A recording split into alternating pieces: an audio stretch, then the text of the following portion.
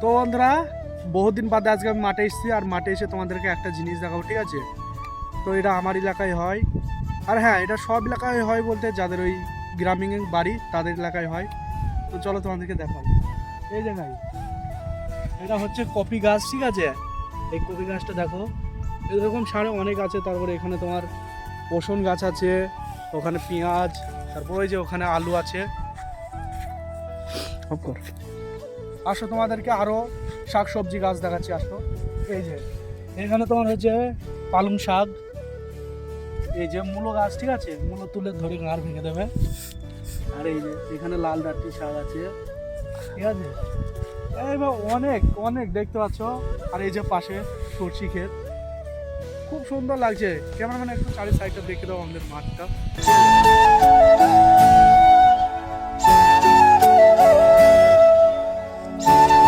আমাদের এই মাঠের গ্রামের আবহাওয়াটা কেমন লাগছে অবশ্যই তোমরা বলবা। আর যারা শহরে থাকো তারা একবার হলেও গ্রামে এসে ঘুরে যেও, ঠিক আছে?